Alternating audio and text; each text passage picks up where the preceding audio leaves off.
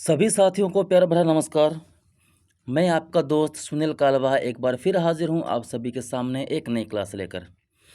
साथियों, सबसे पहले मैं आपसे क्षमा चाहता हूं कि मैं अपने निजी कारणों की वजह से लगातार क्लास पहले नहीं ले पाया, और अब मेरी कोशिश रहेगी कि आपकी जो स्कूल लेक्चरर की डेट आ चुकी है एग्ज़ाम की, उससे पहले पहले मैं आपको एक अभ्यास प्रश्न की पूरी क्लास कंप्लीट करवा दूं। मैं चित्रकला विषय के आपकी अभ्यास प्रश्न की वन लाइनर क्वेश्चंस लेकर आपके लिए उपस्थित रहूँगा हर रोज़। आज हम पहली क्लास में पढ़ने वाले हैं कला के मूलाधार, कला के अर्थ से संबंधित जो महत्वपूर्ण प्रश्न बनते हैं उनको। तो ज़्यादा वक्त खराब ना करते हुए हम सीधे चलते हैं अपने टॉपिक पर और पढ़ते हैं आज के प्रश्नों को।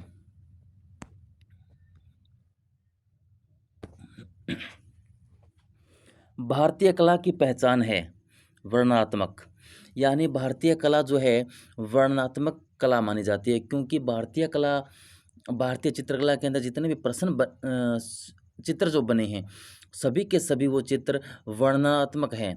वो किसी न किसी घटना का, किसी कहानी का वर्णन कर रहे हैं, इसलिए भारतीय कला की पहचान है वर्णनात्मक। सही सुमेलन है, यानी सामने सूची 1 व सूची 2 को आपको मिलान करना होता है। इस तरह के प्रश्न पेपर में आते हैं, यहाँ पर मिलान किए हुए हैं। तो रूप भेद का मतलब है रूप की विविधता। प्रमाण है अनुपात, सादृश्य, समानता। वर्णिका भंग है विविध रंग, यानी वर्णिका भंग का मतलब होता है विविध रंग। तो इन सभी का सुमेलन करना होता है और पेपर में इस तरह से आता है। किसी भी वस्तु अथवा आकृति का माप स्वतंत्र रूप में कहलाता है, तो वह स्वतंत्र रूप में प्रमाण कहलाता है। भारतीय चित्रकला का रंग विधान भाग है, यानी भारतीय चित्रकला का जो रंग विधान है किसका भाग है, वह वर्णिका भंग का भाग है। भारतीय चित्रकला के षडंग का सही अनुक्रम है, षडंग का सही अनुक्रम है रूप भेद, प्रमाण, भाव, लावण्य, योजनम। यानी इस षडंग का एक सूत्र है जो आपको याद करना है। रूप भेदा प्रमाणी भाव लावण्य योजनम सादृश्य वर्णिका भंग इति चित्र षडंगम। ये अगर आप श्लोक याद रखेंगे तो आपका कभी ये प्रश्न गलत नहीं होगा। प्राचीन भारतीय चित्रकला के षडंग के अनुपात के लिए प्रयोग किया गया है, यानी अनुपात के लिए किस शब्द का प्रयोग किया गया है षडंग के अंदर, तो अनुपात के लिए आपको मिलता है प्रमाण शब्द। भारतीय षडंग के सूत्रधार है, यानी भारतीय जो षडंग है वह उसके सूत्रधार या उसके रचयिता कौन है, तो वह है यशोधर पंडित। षडंग का पहला अंग कौन सा है, षडंग का पहला अंग माना जाता है रूप भेद को। षडंग संबंधित है, षडंग किससे संबंधित है, षडंग चित्रकला से संबंधित है। वात्स्ययन रचित कामसूत्र की व्याख्या या टीका में कला के षडंग का उल्लेख किया है, तो षडंग का उल्लेख किसने किया था, तो वो किया था यशोधर पंडित ने।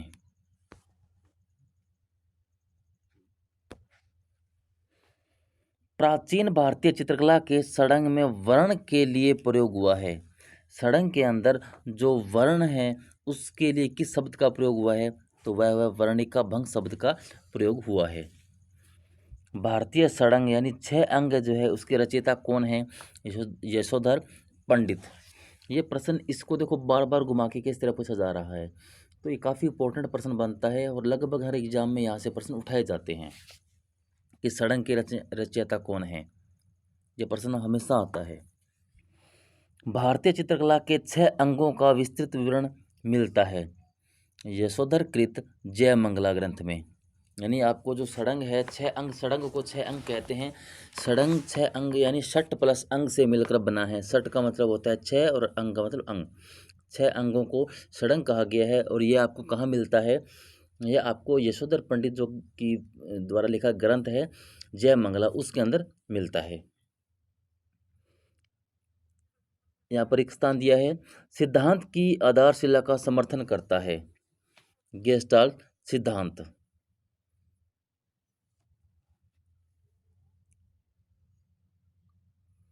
चीनी चित्रकला का षडंग लिखा है, जो चीनी चित्रकला है उसका षडंग लिखा है शी हो ने लिखा है। संस्कृत सूत्र के कालक्रम के आधार पर सही क्रम है, संस्कृत सूत्र के कालक्रम के अनुसार पर सही क्रम क्या है? प्रमाण, भाव, लावण्य, वर्णिका भंग, ये इसका सही क्रम है। भारतीय चित्रकला के षडांग में वर्णित तत्वों का सही क्रम है रूप भेद, प्रमाण, भाव, लावण्य। त्रिआयामी कला रूप है। त्रिआयामी कला जो है मूर्तिकला का रूप है। रूपभद्र कला से संबंधित नहीं है। सवर, सवर जो है रूपभद्र कला से संबंधित नहीं है। क्षेत्र को कहते हैं, क्षेत्र है यहाँ पर, क्षेत्र को कहते हैं अंतराल, यानी जिस स्थान पर आप चित्र बनाते हैं वो क्षेत्र या वो एरिया है, उसको अंतराल कहते हैं। समस्त दृश्य कलाओं का आधारभूत घटक है रेखांकन। जितनी भी दृश्य कलाएं हैं उनका सबसे महत्वपूर्ण या आधारभूत जो घटक है वह रेखांकन है। मुख्य रूप से दृश्यात्मक तत्वों के माध्यम से अनुभव किया जाता है। मुख्य रूप से दृश्यात्मक तत्वों के माध्यम से अनुभव किया जाता है आज की कला का।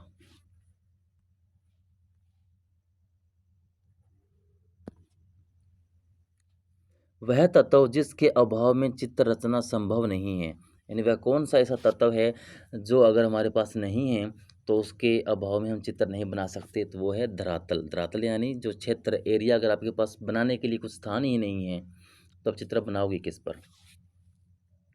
समान अथवा सामंजस्यपूर्ण अवयवों की पुनरावृत्ति से उत्पन्न निरंतरता को कहते हैं लय। सूची सुमेलन करनी है, फिर से आपको सूची फर्स्ट व सूची सेकंड को मिलान किया गया है। फ़ॉन्ट, फ़ॉन्ट कहते हैं टाइप है, रंगत रंग, पोत है धरातलीय गुण और रूप होता है अंतराल पर। पोत है एक, पोत क्या है? पोत एक धरातलीय गुण है, यानी किसी वस्तु को जब छूकर देखते हैं तो पता चलता है कि ये जो वस्तु है मुलायम है, चिकनी है, खुरदरी है, रफ है, किस प्रकार की है। यह गुण हमें पता चलता है पोत के माध्यम से। किसी वस्तु के स्पर्श से हुआ अनुभव कहलाता है पोत, यानी जब किसी वस्तु को छूकर देखते हैं तो पता चलता है ना कि किस प्रकार का सरफेस है, यहाँ पर किस प्रकार का कलर यूज कर सकते हैं हम। जब तक आप किसी कागज़ को, दीवार को, वस्तु को छूकर नहीं देखते तब तक आप अंदाज़ा नहीं लगा सकते कि इस पर कौन सा कलर टिकेगा, कौन सा कलर इस पर ढंग से हो पाएगा। तो छूकर देखना बहुत ज़रूरी होता है और उसी को हम पोत कहते हैं। दृश्य कला हेतु उचित अनुक्रम है। दृश्य कला हेतु संकल्पना, रेखाचित्र, व्यापक व परिसज्जा उचित अनुक्रम है। सघनता से संबंध है। सघनता से संबंधित है तान का, यानी जो तान या टोन है वह सघनता से संबंधित है। स्वर्णिम विभाजन सिद्धांत विकसित किया गया है, ये किया गया था यूनान के कलाकारों द्वारा। स्वर्णिम विभाजन सिद्धांत विकसित किया गया था। लावण्य योजना कहते हैं, जो लावण्य योजना है उसे हम कहते हैं बाह्य सौंदर्य व्यंजन को। बाह्य सौंदर्य यानी जब ड्राइंग पेंटिंग पर बना लेते हैं उसको फिर बाद में अपने पास से कोई सौंदर्य उसमें ऐड करके बनाते हैं तो उसको बाह्य सौंदर्य योजना कहते हैं, जिसको लावण्य योजना भी कहते हैं। तीव्र प्रकाश को कहा जाता है हाईलाइट। जो तीव्र प्रकाश होता है उसको हाईलाइट कहते हैं। रूपभद्र कला नहीं है संगीत कला। जो संगीत कला है वह रूपभद्र कला नहीं है। परिप्रेक्ष्य होता है दो प्रकार का। कलाकार सामंजस्य उत्पन्न कर सकता है। तो कलाकार है रेखाओं, रूपों और रंगों के द्वारा सामंजस्य उत्पन्न कर सकता है। पोत से हम अनुभव करते हैं, स्पर्श ज्ञान को पोत से हम अनुभव करते हैं। रंगत के हल्के व गहरेपन को कहते हैं तान कहते हैं। रंगत का हल्कापन व गहरापन तान कहलाता है। जैसे तान या टोन, जैसे लाइट टोन, डार्क टोन। चित्रकला के तत्व माने जाते हैं। जो चित्रकला के तत्व है उनको 6 है, उनको 6 चित्रकला के तत्व माने गए हैं। रोड्स के द्वारा जिन रंगों की दर्शनानुभूति होती है वे है सफ़ेद व काला। किसी ठोस घन की सतह होती है 6। जो कोई घन होता है उसकी सतह 6 होती है, लेकिन हमें अधिकतम 3 ही दिखाई देती हैं। तो इस प्रकार के प्रश्न भी आते हैं कि घन की हमें अधिकतम कितनी सतह दिखाई देती है? 3 होती 6 है, लेकिन दिखाई आप किसी भी एंगल से उसको देख लो आपको एक साथ अधिकतम 3 देख पाओगे आप। कला तत्व जो सभी कलाओं में उपस्थित होता है उसे कहते हैं सामंजस्य। एक दृश्य कला द्विआयामी है। चित्र ललित कलाओं में समान रूप से प्रयुक्त होता है लय। प्रिज्म के आविष्कारक थे न्यूटन। रंगों को अधिक मिलाने से खत्म होता है मान। रंगों को आप ज़्यादा मिला लेते हो तो उनका मान खत्म हो जाता है। ओस्टवाल्ड की रचना की है जर्मन वैज्ञानिकों ने। ओस्टवाल्ड जो रंग सिद्धांत है उसकी जो रचना की है वह जर्मन के वैज्ञानिकों ने की है। ईरानी चित्रों में प्राय लगाए जाते थे, जो ईरानी चित्र थे उनके अंदर सपाट रंगों का इस्तेमाल किया जाता था।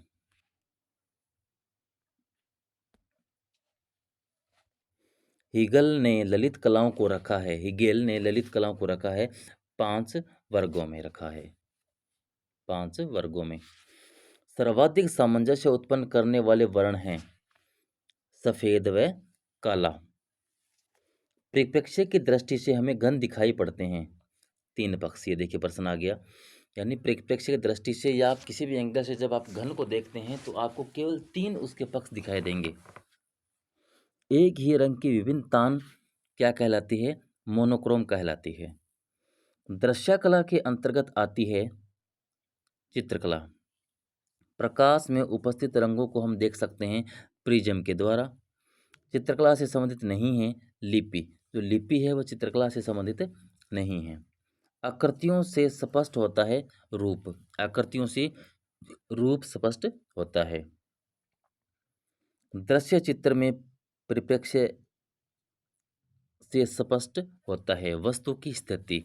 कोई भी दृश्य चित्र बना रहे हो उसके अंदर परिप्रेक्ष्य से आप देखते हैं तो आपको वस्तु की स्थिति स्पष्ट होती है। एक मकान का अंकन परिप्रेक्ष्य के निम्न सिद्धांत के अनुसार है।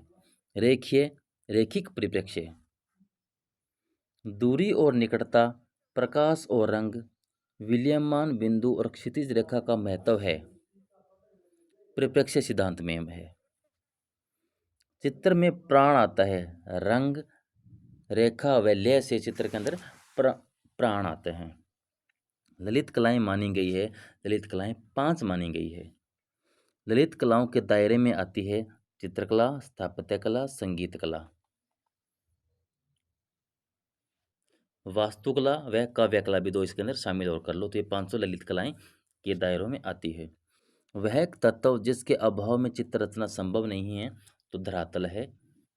रूपभद्र कला का तत्व नहीं है कोलाज। कोलाज है जो रूपभद्र कला का एक तत्व नहीं है। घन में एक दर्शक देख पाता है 3 तल।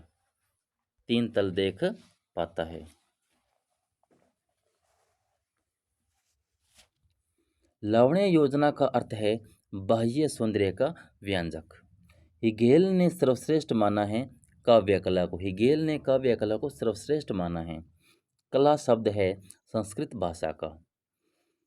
वर्ण या रंग के लिए भारतीय चित्रकला के षडांग में प्रयोग किया गया है वर्णिका भंग शब्दावली का प्रयोग किया गया है। चित्रकला, मूर्तिकला और वास्तुकला अन्वेषण किया जाता है दृश्य कला में किया जाता है। समस्त दृश्य कलाओं का आधारभूत घटक है रेखांकन। प्रकृति के सानिध्य से प्राप्त ज्ञान और उसका प्रत्याशित प्रयोग कहलाता है कला। कला के संदर्भ में कलम का का पर्याय है शैली। यानी कला के अंदर जो कलम शब्द का पर्याय है वह शैली से लिया जाता है। स्थिर मुख आकृति होती है अंडाकार।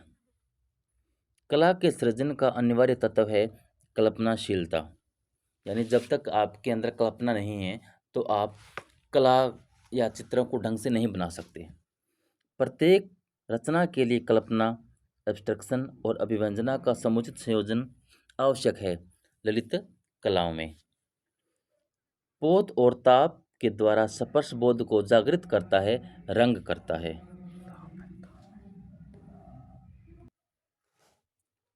सामान्य व्यवहार में उनके प्रयोग के अनुसार रंगों का सही क्रम है सियान, मजेंटा, येलो, ब्लैक। ये जो आप प्रिंटर वगैरह देखते हैं जहाँ से आप फोटोकॉपी करवाते हैं तो वहाँ पर इन 4 रंगों का प्रयोग किया जाता है। वहाँ पर ये 4 रंग उपयोगी में होते हैं, सियान, मैजेंटा, येलो और ब्लैक। इन 4 रंगों से सभी प्रकार के रंग बनते हैं। भारत के राष्ट्रीय ध्वज का वह रंग जो भूमि के उपजाऊपन, विकास और मंगलता को दर्शाता है, हरा। प्राथमिक रंग है लाल, पीला, नीला। खनिज रंग नहीं है, हल्दी जो है खनिज रंग नहीं है।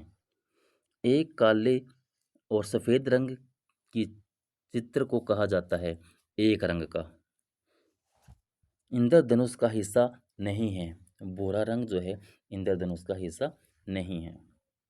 रेड ऑक्साइड मेल खाता है भारतीय लाल रंग से। रेड ऑक्साइड जो कलर है उसको भारतीय लाल रंग को कहा जाता है।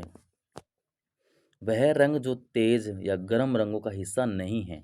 नीला रंग जो आपका ठंडा रंग होता है, गर्म रंग नहीं है। गर्म रंग मुख्यतः 3 माने जाते हैं, लाल, पीला व ऑरेंज, नारंगी जो है वो गर्म रंग है। नीला, हरा व बैंगनी ये आपके ठंडे रंग होते हैं। एक इंद्रधनुष में होते हैं 7 रंग होते हैं।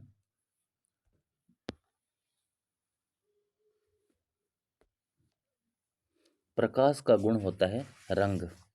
रंग को चित्रभूमि पर क्रमानुसार लगाकर एक प्रवाह उत्पन्न किया जाता है जो कहलाता है अनुक्रम कहलाता है। रंग को तकनीकी भाषा में कहते हैं ह्यू कहते हैं।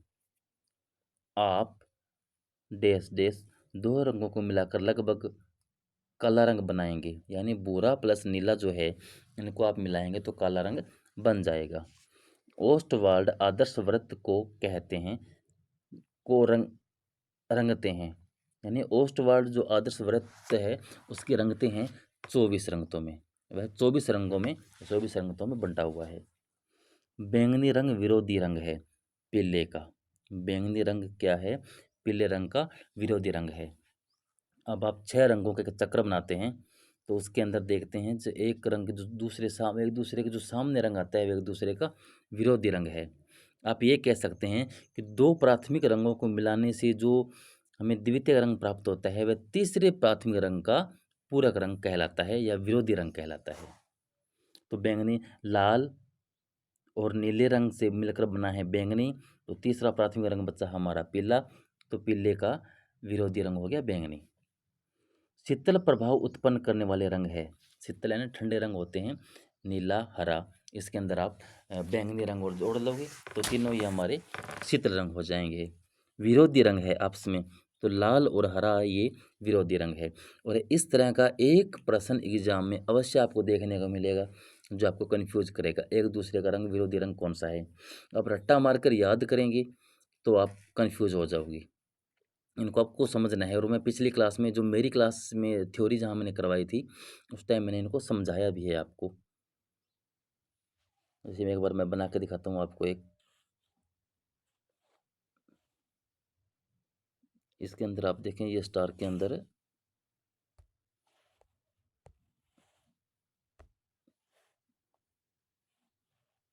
ये इस प्रकार समझिए, यहाँ पर 6 रंग लिखता हूँ मैं। एक आपका रेड, आर से रेड, उसके बाद बी से ब्लू,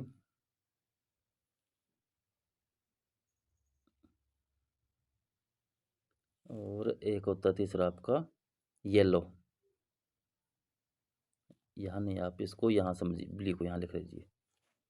तो ये आपके प्राथमिक रंग है येलो, रेड, ब्लू। जब आपको येलो और आपका रेड जब मिलेगा तो कौन सा हो जाएगा? ऑरेंज। आपका येलो और जब ब्लू मिलेगा तो आपका हो जाएगा ग्रीन, और रेड और ब्लू जब मिलेगा तो हो जाएगा वॉयलेट, बैंगनी भी। तो ये आपस में एक दूसरे के विरोधी रंग हो जाएंगे। अब देखें प्रश्न क्या था आपका? विरोधी रंग है लाल प्लस हरा, तो रेड और ग्रीन एक दूसरे के बिल्कुल सामने सामने है, तो ये दोनों क्या हो जाएंगे? विरोधी रंग हो जाएंगे। और जिसका ब्लू है, ब्लू का विरोधी रंग हो गया ऑरेंज, और वाई येलो, येलो का विरोधी रंग हो गया आपका वॉयलेट। तो इस प्रकार जो रंग रंग चक्कर के अंदर आमने सामने आते हैं वो एक दूसरे के विरोधी रंग होते हैं। सूर्य किरणों के रंगों का प्रयोग है आभासी चित्रण में किया जाता है। 4 रंगों के बाद जब छपाई में दूसरे रंग का प्रयोग करते हैं तो इसे कहा जाता है विशेष रंग कहते हैं। गर्म रंग है। नारंगी, लाल व पीला ये आपके विशेष रंग है। वह रंग जिसमें कंपन गति सबसे अधिक होती है बैंगनी कहलाता है। इंद्रधनुष के रंगों का क्रम है बैंगनी, नीला, आसमानी, हरा, पीला, नारंगी व लाल। पीला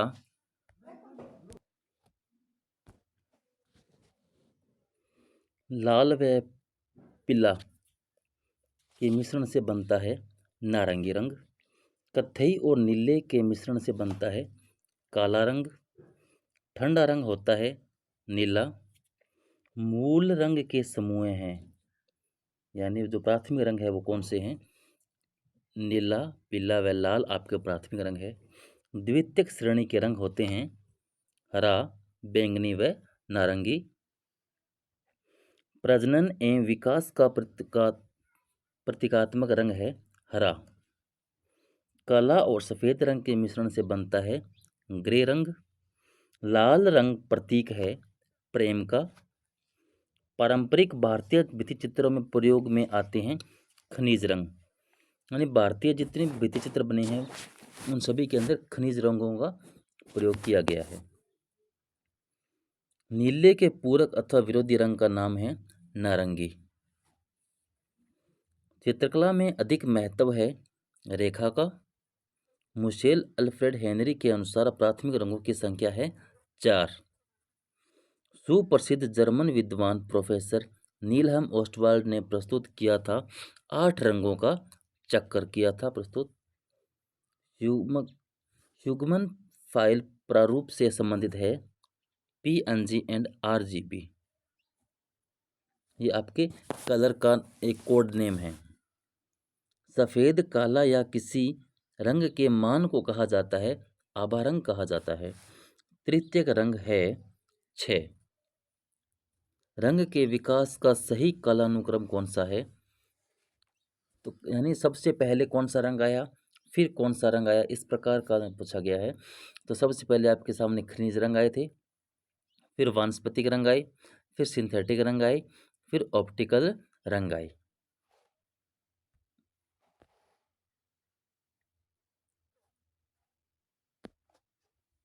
दो रंग हाफटोन छपाई को एक अकेले रंग प्रतिबिंब की 2 समान प्लेटों से करने की तकनीक को कहा जाता है दुरंगा कहा जाता है। सफ़ेद, काला या किसी रंग के मान को कहा जाता है आभा रंग कहा जाता है। सफ़ेद और भूरे रंग का पाया जाता है पोर्सिलेन। प्राथमिक और द्वितीयक रंगों के मिश्रण से बने हैं तृतीयक रंग, यानी जब प्राथमिक रंगों और द्वितीय रंगों को आप मिलाओगे तो जो प्राप्त रंग होगा उसी का आप तृतीयक रंग कहते हैं। रंग के नीचे की परतों और आरेखन का पता लगाने के लिए किसी कृति की तकनीकी जांच को कहा जाता है एक्सरे विश्लेषण कहते हैं, परागैनी विश्लेषण भी कहते हैं और इंफ्रारेड फोटोग्राफी कहते हैं।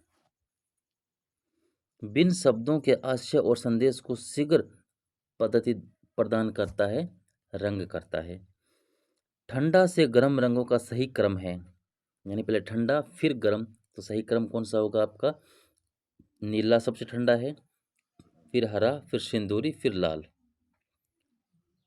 सादृश्य रंग है पीला व नारंगी। सादृश्य यानी जो पास में लगाने वाले रंग होते हैं वो रंग होते हैं सादृश्य रंग। तो नीला और नारंगी रंग सादृश्य रंग है। पीला व सादृश्य क्षमा कीजिएगा, पीला व नारंगी यानी पीले से ही नारंगी बना है। सही सुमेलन है, सूची 1 व 2 को मिलाना है। आपका भूरा रंग है वह मौन व दुख का अर्थ प्रदान करता है। नीला रंग ज्ञान व गर्मजोशी का रंग है। नारंगी रंग ज्ञान व गर्मजोशी का रंग है। नीला रंग सत्य तथा दूरी का प्रभाव दिखाता है। वह बैंगनी रंग से हमें अनुराग या प्यार का ज्ञान मिलता है।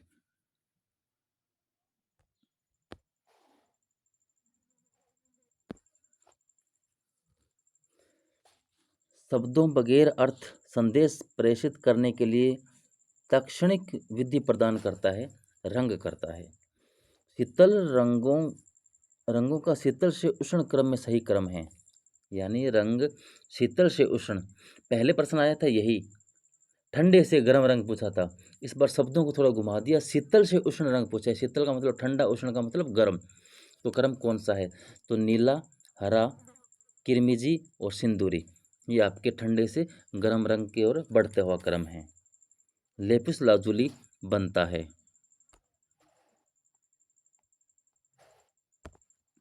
लेपिस लेपिस लाजुली जो है वह किस लेपिस लाजुली जो पत्थर है ये किस रंग को बनाता है, या लेपिस लाजुली से क्या बनता है? तो नीला रंग है। जो नीला रंग आपका अजंता की गुफाओं वगैरह में देखें वह लेपिस लाजुली पत्थर से बना हुआ है। इंद्रधनुष के रंगों का सही क्रम है बैंगनी, आसमानी, नीला, हरा। स्केच में दिखता है, रेखीय गुण दिखता है स्केच के अंदर। यहाँ पर चीज़ आपको सम्मिलित करना है रेखाओं की प्रकृति और मनोवैज्ञानिक प्रभाव, यानी रेखाओं से कौन सा प्रभाव नजर आता है। सहजता का प्रभाव आपको वर्तुल रेखाओं से मिलता है, दूरी क्षैतिज रेखा से, ऊंचाई व शक्ति ऊर्ध्व रेखाओं से, और झंझावत व तनाव उलझी हुई रेखाओं से आपको इस प्रकार के प्रभाव नजर आते हैं। एक आकृति के किनारों को कहा जाता है बाह्य रेखा कहा जाता है। चित्रों के लिए सबसे महत्वपूर्ण घटक है अच्छा रेखांकन। स्केच में विशेषता है रैखिक गुण की।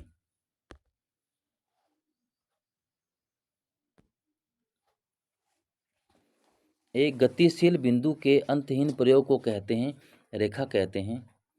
अलंकारिक आलेखन बनाए जाते हैं लेआत्मक रेखाओं से बनाए जाते हैं। भारतीय चित्रकला में रंग के साथ महत्व है रेखा का। फिर आपको सम्मिलन करना है आकृति द्विआयामी होती है, रूप त्रिआयामी होता है, मान वर्ण तीव्रता का फीकापन व गहरापन कहलाता है, और एकता पूर्णता की प्रतीति और बोध कराता है। दो बिंदुओं के बीच की दूरी कहलाती है रेखा कहलाती है। भारतीय अलंकरण की प्राचीन विशेषता रही है रेखा। कर्णवत रेखाएं मनोभाव को व्यक्त करती है, व्याकुलता व्यक्त करती है, व्याकुलता प्रकट करती है कर्णवत रेखाएं। भारतीय चित्रकला का मूल तत्व है रेखा। चित्र में आकृति को रूप देती है, प्रवाह पैदा करती है और चित्र को उभारती है रेखा। किसी भी बोतल का रेखांकन करने के लिए ज्यामितीय आकार का प्रयोग करते हैं बेलन का।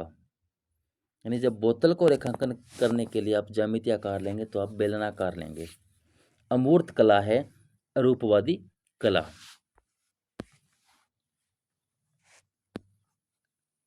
विभाजन में सामंजस्य बनाने के लिए आवश्यक है अनावश्यक तत्वों से बचना, उचित बनावट का उपयोग, रंगों और स्वरों की भिन्नता। स्वर्णीय विभाजन सिद्धांत का प्रतिपादन किया है यूनानी कलाकारों ने किया है। स्वर्णीय विभाजन सिद्धांत के अनुसार कागज पर चित्र रखा जाता है 2:3 में रखा जाता है।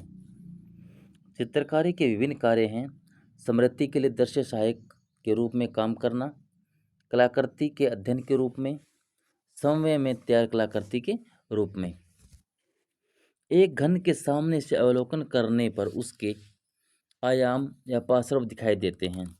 यदि घन का एक किनारा कोरबिल आपके ठीक सामने बीचों बीच हो तो यह आपकी दृष्टि से नीचे रखा हो तब आपको कितने दिखाई देते हैं आपको उसके पास से?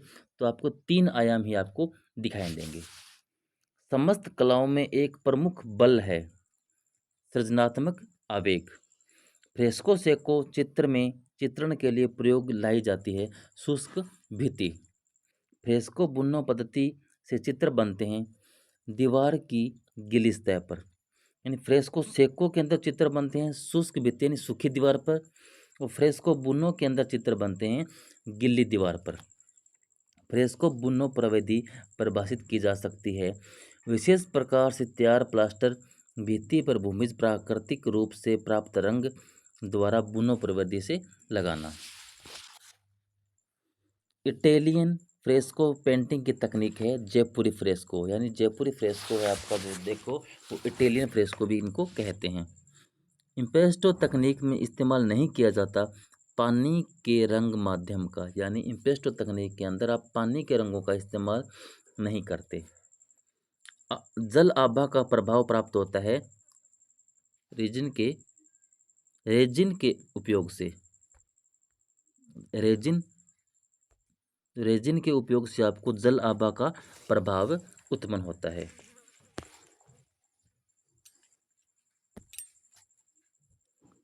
वह रंग मॉडल जिसको ऋणात्मक रंग मॉडल नाम दिया गया है, CMY के रंग मॉडल को ऋणात्मक रंग मॉडल कहा गया है। सम्मिलित फिर करना है आपको। एयर ब्लोवर ढलाई के काम आता है। रेसिपीज सिरेमिक्स, मिट्टी के बर्तन को टेराकोटा कहते हैं। और वेल्डिंग मूर्तिकला से संबंधित है। रंग सदैव कोमल और सूक्ष्म होते हैं। वॉश पेंटिंग में एग टेम्परा पेंटिंग तकनीक का सही क्रम है गेशो, पाउसिंग, ड्राइंग और फिर पेंटिंग। फ्रेस्को बुनो प्रक्रिया का सही माध्यम है एरेचियो, फिर ड्राइंग, फिर इंतोनाको, फिर पेंटिंग होगी। सम्मिलित करना है आपको फिर से। नवतंत्रवाद है बिरेंडे से संबंधित, यानी जो बिरेंडे वो नवतंत्रवाद के चित्रकार है। फोटो यथार्थवाद विकास भट्टाचार्य, लोक नंदलाल बोस और अमूर्तन से संबंधित है जहांगीर शांबावाला।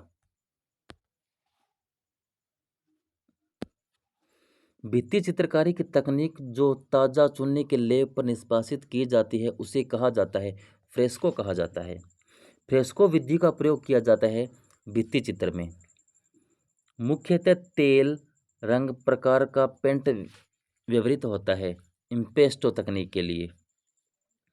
पूर्ण रंग प्रतिकृति में ब्लैक को जोड़ा जाता है की कलर या मुख्य रूप में जोड़ा जाता है। टुकड़ों का संयोजन क्या है?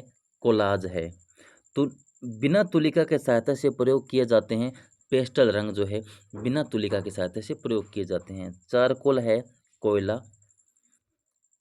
डैश डैश जल रंग या आर्द्र माध्यम नहीं है। पेस्टल रंग जो है आपका जल रंग भी नहीं है और आर्द्र या गीला माध्यम भी नहीं है। ओपेक कहते हैं अपारदर्शी रंगों को। अपारदर्शी रंगों को ओपेक कहा जाता है। वो तकनीक की रेखाएं भारतीय कलाओं से प्रेरित है लेकिन तकनीक किससे संबंधित है? चीनी व जापानी से। यानी वो तकनीक है उसके अंदर जो रेखाएं हैं वह तो भारतीय कला से संबंधित है और उसकी तकनीक है वह चीनी जापानी से संबंधित है। चित्रकला हेतु प्रयुक्त नहीं होता बॉन्ड पेपर जो है चित्रकला हेतु प्रयुक्त नहीं होता। तेल चित्रण का माध्यम है अलसी का तेल। ड्राइंग माध्यम के लिए उपयोग करते हैं पेंसिल को। जल रंग चित्रकारी उपयुक्त है हस्त निर्मित कागज पर।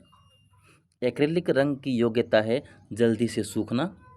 आला प्राइमा है प्रत्यक्ष चित्रण तकनीक। तेल रंग चित्रकला तकनीक है गाढ़े से हल्का तकनीक। लघु चित्रण में प्रयोग किया जाता है टेम्परा रंगों का प्रयोग किया जाता है। फ्रेस्को बुनो पद्धति है गिल्ली। खनिज रंग में बाइंडर मिला होता है प्राकृतिक क्ल्यू। आधुनिक लेड पेंसिल के आविष्कारक थे HL फेबर। स्कम्बलिंग कहते हैं मोटे रंग की पारदर्शी परत को स्कम्बलिंग कहते हैं। PVA का प्रयोग होता है पॉलिशिंग के लिए। सबसे सॉफ्ट लेड यानी मुलायम नोक वाली पेंसिल होती है 9B। गवास रंगों की प्रवृत्ति होती है अपारदर्शी, यानी बी के अंदर जैसे आप 2B 4B 6B 10B ऊपर आप बढ़ते जाओगे बी के अंदर तो सॉफ्ट होती जाएगी और जैसे H की तरफ बढ़ते जाओगे 2H 4H 6H तो आप वहाँ पे हार्ड होते जाएंगे।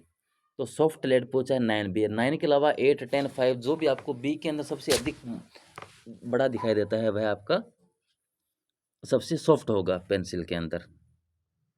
सामान्य पेंसिल में प्रयुक्त होती है ग्रेफाइट।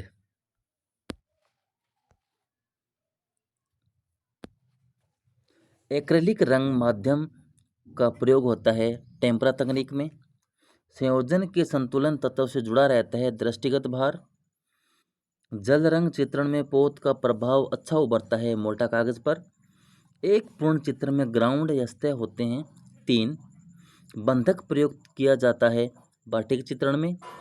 जल रंग पेंटिंग को डुबोना चाहिए आवश्यकता अनुसार डुबोना चाहिए। सबसे हार्ड पेंसिल है H, यानी जैसे आप 2H 4H क्रम बढ़ता जाएगा तो हार्ड में आएगा और B की तरफ जाओगे तो सॉफ्ट होती जाएगी। पेस्टल रंगों के लिए प्रयुक्त कागज है भूरा खुरदरा। तारपीन के तेल का प्रयोग ऑयल पेंटिंग में किया जाता है रंग को पतला करने के लिए। आपको यहाँ पर सुमेलित करना है। गवास, गम अरेबिक, इन्वेस्टिक चित्र, मोम, टेम्परा, अंडपीटक और भित्ति चित्र के लिए बंधकारी एजेंट का प्रयोग नहीं है।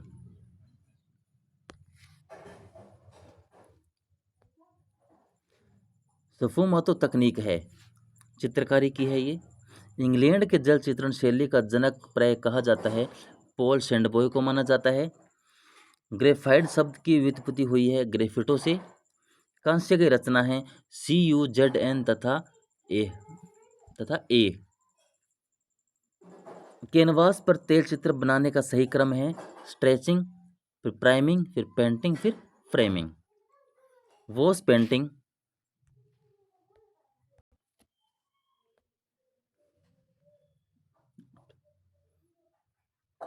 वॉश पेंटिंग में तकनीक का सही क्रम है शोकिंग, माउंटिंग, ड्राइंग और कलरिंग। फिर से आपको सम्मिलित करना है। लिंसी डॉयल चित्रकला से संबंधित है। रेजिन प्रिंट मेकिंग है। ग्रोग सिरेमिक है। और पतीना जो है आपका धातु शिल्प के लिए काम आता है। कैनवास पर तेल चित्र बनाने का सही क्रम है स्ट्रेचिंग, प्राइमिंग, पेंटिंग, फिर फ्रेमिंग। यानी सबसे पहले आप स्ट्रेचिंग करके उसको कैनवास तैयार करोगे, लकड़ी पर लगाओगे, फिर उसको प्राइमरी करोगे, फिर पेंटिंग बनाओगे, फिर उसको फ्रेम करोगे। कोलाज चित्र का माध्यम है कागज की कतरन, यानी कागज के टुकड़ों को जोड़कर बनाना वो कोलाज है। सभी जानते हैं इसे आप अच्छे से।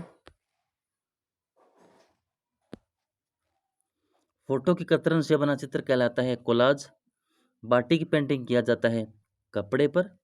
मोम का प्रयोग कर चित्रण कार्य किया जाता है बाटी की चित्रण विधि के अंदर। इम्पास्टो है, सही सुमेलित करना है आपको इन पर। इम्पास्टो मोटा तथा अपारदर्शी रंग होता है। वाटर कलर पारदर्शी रंग होता है। ऑयल पेस्टल अपारदर्शी रंग होता है। अपारदर्शी का मतलब है जिसके अंदर आर पार दिखाई नहीं देता। पारदर्शी होता है जिसके अंदर दूसरा कलर आपको दिखाई देता है। तो वाटर कलर के अंदर आप कलर लगाते हैं तो दूसरा नीचे कलर भी आपको दिखता रहता है। ऑयल पेस्टल में ऐसा नहीं होता। ऑयल पेस्टल अपारदर्शी है, किसी रंग के ऊपर आपने दूसरा रंग चढ़ा दिया तो वह छुप जाता है नीचे वाला। एक्रेलिक रंग आपका पारदर्शी व अपारदर्शी दोनों ही हैं।